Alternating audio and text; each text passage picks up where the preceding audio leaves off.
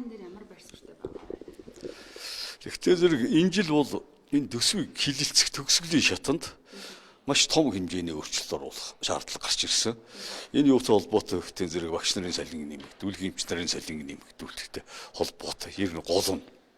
Гэхдээ зэрэг энэ хэмжээний зардлыг 26 онд одоо 1 сарын 1-ээс эхлээд гараад явна шүү дээ. Ингэхийн тулд одоо нэмэгдсэн өртсөгийн албан татвар юм уу одоо энэ хөвлөлд оруулах өөрчлөлтийг хэрэгжүүлэх хугацааг тодорхой хугацаагаар хойшлуулах нь зүйтэй юм байна гэдэг саналыг намын бүлгээс одоо энэ төсвийг хилцүүлэхэд ажлын хэсгээс оруулж тавих юм байгаа юм. Тэгэхээр энэнийг одоо 10 сарын 1-ний 26 оны 10 сарын 1-ээс гэсэн санал явж байгаа. Ажлын хэсэг яриад энэнийг одоо хууль эцэслэн бослогдох үед хэрэгжих хугацааг наривчл тогтоох байх. Ер нь хойшлуулахгүй бол төсөв маань ачаалаад авахгүй байх магадлал маш өндөртэй. Энд чи яагаад гэвэл ямар ч байсан 1.1 их найд тэрнээс жаах илүү хэмжээний урсгал зардал огцом нэмэгдээд ороод ирчих та зэрэг энэ цаана одоо бас төсвийн доктортой байдлынхаа хуулиар хязгаарлалтууд байдаг. Тэгээ тэр хязгаарлалтуудаа хадгалаад тэгээд тэр хэмжээний урсгал зардал нэмж оруулна гэдэг бол төсвүүдээр бас их хэмжээний ажиллагаа шаардж байгаа. Уг нь засгийн газраас баримталжсэн татврын бодлогын хамгийн том гол цөм нь байсан шүү дээ. Тий, татврын бодлогын гол цөм бол энэ байсан үнэн. Гэхдээ зэрэг цаг үеийн нөхцөл байдал, бодит амьдрал гэдэг нь бол ямар ч байсан бидний мөрдөж байгаа хууль эрх зүйн орчноос илүү баялаг юм.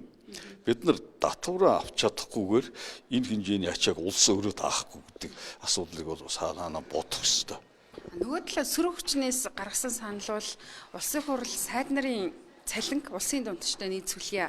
Энд чинь өөрөө болох хувилбар юм шүү гэдэг санал яригдчихлээ. Тийм, тэр бол яг хуу ер нь сөрөг хүчний намын бүлгийн хурлаас гарсан шийдвэр биш гэж би бодож байна. Ягаад гэвэл одоо ерөнхийдөө намын бүлгийн дарга мэдээлэл өгтөө өөрөө тийм санал хэлсэн. Энэ судалж болох асуудал. Эндээс химнээд тэр 1.1 тэр чинь 1 тэрбум 151 их найд 150 тэрбумын өрчилжтэй. Тэн дээр нэмэр болтын болвол тооцож бодох асуудал. Та цалингаа асуулахад бол бэлэн байна. Та цалингаа асуулахад бэлэн үү? Би бол цалингаар амьдардаг хүн учраас бэлэн биш. Үннээ л хэлэх ёстой шүү дээ. Чи цалингаар амьдардаг улсууд бол хамаалаггүй шүү дээ. Тийм ээ? Одоо бизнестэй одоо би бол бүх насаараа цалингаар амьдраад өдийг хүртэл явж байгаа. Тэгтээ зэрэг одоо цалин бол боломжийн байж ажил би чи гайгүй ажиллаж амьдрна. Тооцоолгүй ингэж ярьж болохгүй гэж таарч байна. Яг тэр сэтгэл хөдлөлөөр юм уу эсвэл одоо огцом санал маягаар хэлсэн байх. Эн чинь өчнөө олон хүний салин бүлэгтэй асуудал чинь тэгээ нэг хүн яриад тэгээ шийдээ явуучих гэж юу байх вэ? Ер нь бол одоо миний ажиллаж исэн салбар жишээл би шинжлэх ухааны салбар 50 жил ажиллахад манай салбар бол угаасаа дундад салин улсын дундад салингаас 45% доогуур байсан. Одоо ч гэсэн улсын дундад цалингаас энэ 30% доогуур явж байгаа юм л да. Их бага цалинтай орчин насаараа амьдэрсэн улсууд байдаг. Тэгж явж байгаа их хурлд ороод ирсэн. Тэгээ их хурлд авч байгаа салин маань миний тэнд авч ирсэн салин гэлд айтил юм байгаа юм л да. За, баярлалаа.